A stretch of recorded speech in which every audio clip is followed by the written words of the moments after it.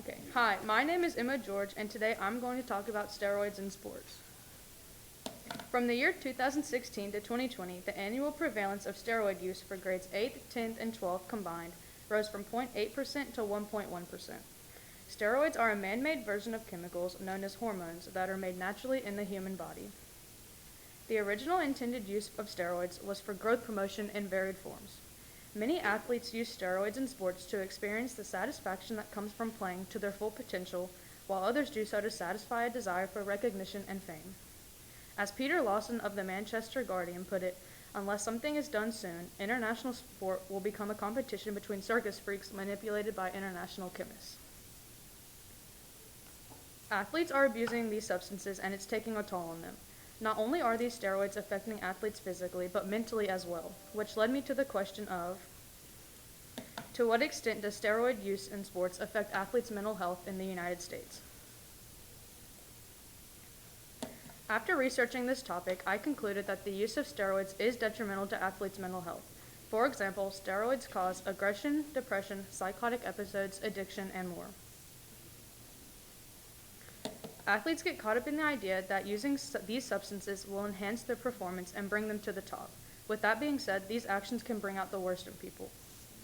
George Orwell describes this in The Sporting Spirit, as he stated, "Sporting contests lead to orgies of hatred. One could deduce it from its principles. Nearly all the sports practiced nowadays are competitive. You play to win, and the game has little meaning unless you do your utmost to win." For some athletes, the abuse of steroids is doing their utmost to win.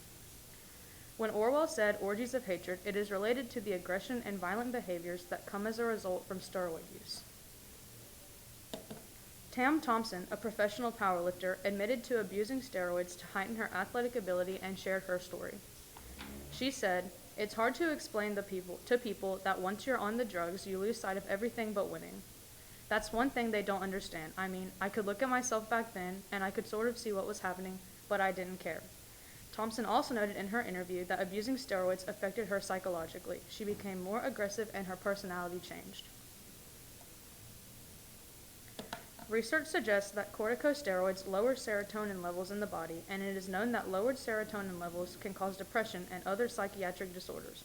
Withdrawal from corticosteroids can also trigger depression.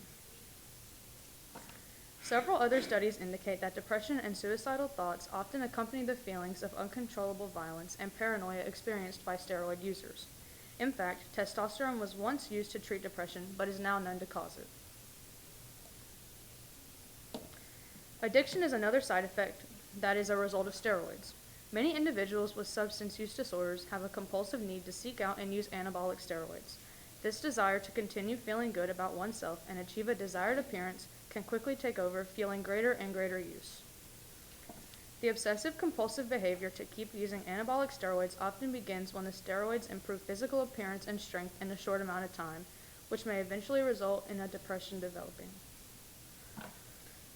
People taking steroids may also develop a tolerance to the drugs and experience withdrawal symptoms such as low sex drive, loss of appetite, mood swings, fatigue, insomnia, and depression when they stop taking it. These are all signs of addiction. Sarita Gober, a psychologist in New York, explained that doctors are denouncing steroids, but athletes are not listening. They are informing them that it is not worth it to fall into the habit of depending on these substances. With that being said, in A Proper Place for Sports, Theodore Roosevelt stated, "I do not know that the risk is balanced by the reward. I think that the chance of damaging yourself in the body is outweighed by the possibility of bitterness of spirit. A man must develop his physical prowess up to a certain point, but after he has reached that point, there are other things that count more." He is explaining that once you reach your peak point in your athletic ability and cannot continue to excel, you should seek other things in life that are more important. He also emphasizes that sports can ultimately hurt you in the long run because people will do detrimental things to their body, like steroids, to avoid losing playtime. Not only is there a prevalence of steroid use in professional sports that is associated with these athletes seeking to improve their competitive edge, but there are now more and more high school students using them with the same goals. These high school students are easily influenced. As Michael Barkey stated, observing the action of others and athletes may greatly influence the expectations and behaviors of those in the initial and early continuation of use.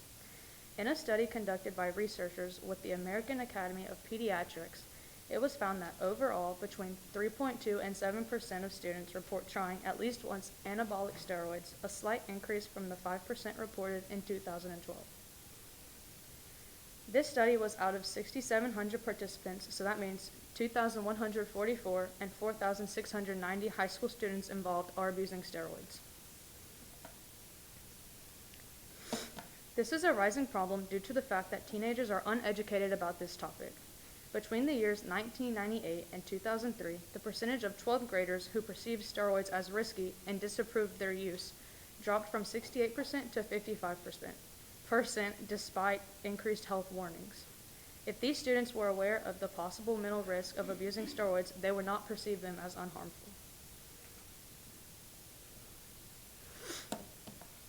In order for these student athletes to become more aware of these risks and detrimental effects of using steroids in sports, public awareness needs to become a priority. School personnel who works with adolescents as well as parents of teens should have information about the neurobiological mechanisms of steroid effects and the possible relationship with psychological states such as mood, cognition, and suicidal behavior.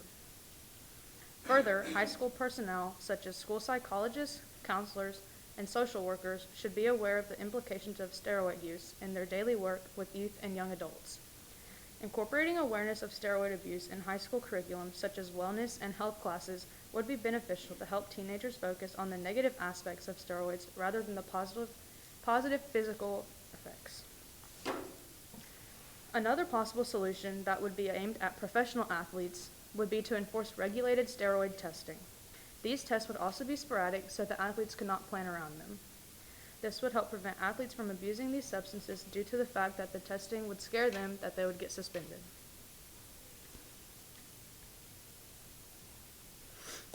With these solutions come some limitations, one being funding. To incorporate these awareness classes in schools' curriculum would be costly, for the schools would have to pay medical professionals if they would choose to do so. Another limitation to this solution would be the fact that private schools do not abide by state curriculum, meaning this program cannot be forced into their school. Funding would also be a limitation for regulated steroid testing. It would have to take place at least once every month, which in the end would be costly. In a high school setting, parent permission would also be a limitation, as some parents would not want their children to get tested. As a result, although incorporating awareness classes in schools' curriculum might be a bit costly, it would be very, very beneficial for high school student athletes. As for professional athletes, enforcing irregular steroid tests would be beneficial in reducing the number of participant users in the United States.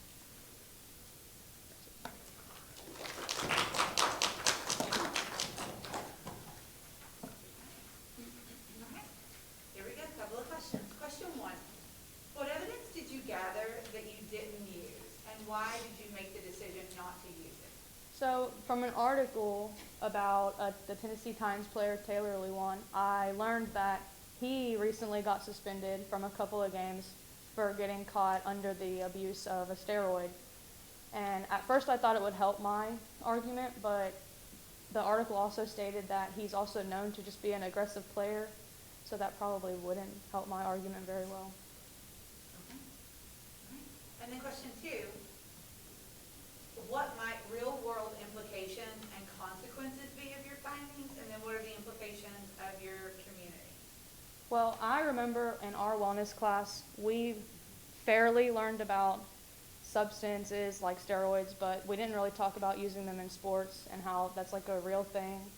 So I feel like that would help benefit our community. Okay.